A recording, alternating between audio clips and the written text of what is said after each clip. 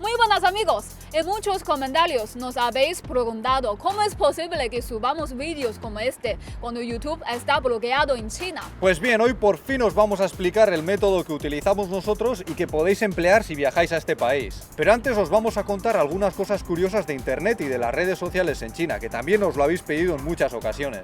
Internet lleva funcionando de forma permanente en China desde 1994, pocos años después de la caída de la Unión Soviética. Y esto no deja de ser significativo porque hay muchos expertos que piensan que el hundimiento de la Unión Soviética se debió en parte a sus reparos a la hora de aplicar la informática y las telecomunicaciones a su sistema burocrático y a la hora de popularizar su uso, lo cual dificultó el salto a una revolución digital o a una economía del conocimiento de cuño soviético.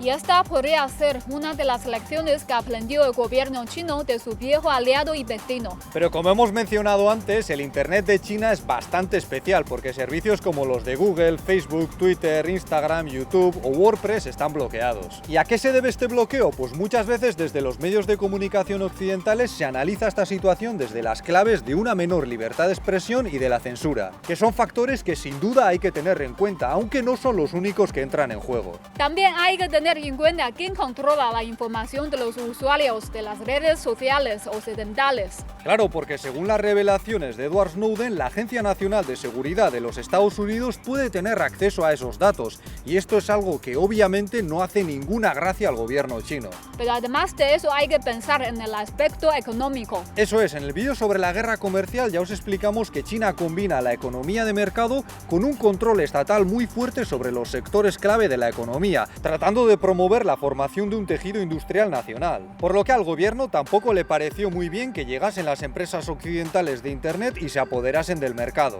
Así pues, el bloqueo de Facebook, YouTube y demás es una forma de permitir que se formen alternativas chinas y que luego estas puedan competir con las empresas extranjeras una vez que se levanten las restricciones, algo que nosotros pensamos que acabará ocurriendo tarde o temprano. De hecho, en China ya existen empresas de Internet que son auténticos gigantes. Exactamente, y aunque al principio algunas de ellas eran una copia bastante descarada de los servicios más de moda en Occidente, con el tiempo han pasado a desarrollar sus propias características e incluso a innovar en varios aspectos. Por ejemplo, aquí en lugar de Google se usa sobre todo Baidu y en vez de Twitter tenemos Weibo.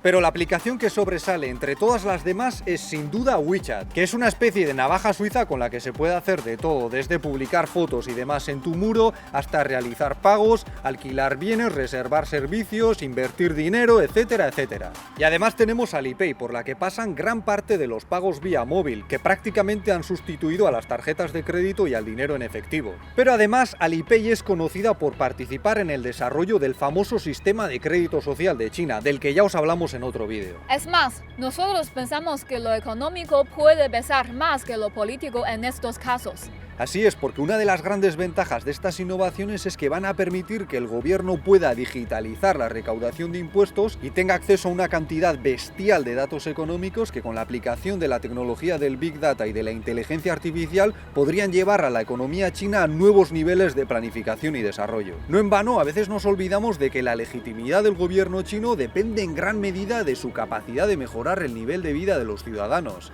Y esto es algo en lo que las nuevas tecnologías están cumpliendo un papel fundamental. Pero el bloqueo de las redes sociales occidentales también tiene una explicación cultural. Claro, porque en Europa y América quizás no nos damos cuenta de ello, pero en nuestras redes circulan una serie de elementos culturales que provienen sobre todo de los Estados Unidos y que transmiten una serie de valores y estilos de vida que difieren en gran medida de la tradición china. Y esto implica un riesgo de desgaste de las características locales en favor de unas características llegadas de fuera que en antropología se suele denominar aculturación.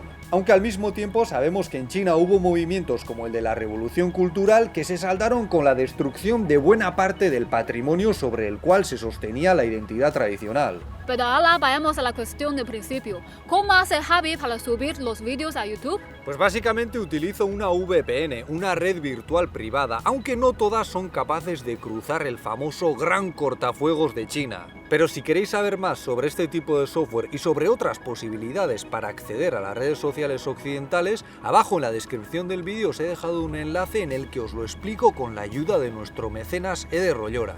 Ahora bien, ¿todo esto es legal? Bueno, pues en principio las empresas que trabajan en China necesitan solicitar oficialmente una VPN para poder llevar a cabo sus actividades a través del citado cortafuegos. Pero en lo que se refiere al uso personal, nos encontraríamos frente a una área gris. De hecho, como hemos sugerido antes, es posible que este bloqueo se levante en algunas zonas de China, sobre todo en aquellas con una mayor afluencia de turistas occidentales. Eso es todo por nuestra parte. Ahora queremos saber vuestra opinión. ¿Qué os parece la situación de Internet y de las redes sociales en China? Y si queréis animarnos para que hagamos más vídeos como este, podéis darle un me gusta, compartirlo, suscribiros o convertiros en nuestros patrocinadores o mecenas a través de nuestra página de Patreon y así acceder a más vídeos con contenido extra. Muchas gracias y hasta la próxima. Hasta luego. Por cierto, yo cuando vine a China ya en el año 2011 era un auténtico analfabeto digital, no tenía smartphone y no quería saber nada de las redes sociales. Para que os hagáis una idea, yo era de los que en la universidad se quejaba de tener que entregar los trabajos escritos a máquina. Pero gracias al LM me fui adaptando poco a poco a este mundo, aunque yo creo que la pobre se quedaba horrorizada con mi ignorancia y mi torpeza. Luego me di cuenta de que podía ser una buena forma de dar a conocer algunas de las cosas que había ido aprendiendo a través de mis investigaciones en China. Así decidimos abrir el blog, que lleva ya unos cuantos años en marcha, y luego dimos el salto a YouTube. Aunque en China también tenemos una cuenta de Bilibili, que es una especie de página de vídeos bastante popular. En cualquier caso, ahora las redes sociales son una parte prácticamente inseparable de nuestra vida, para lo bueno y para lo malo. Sí.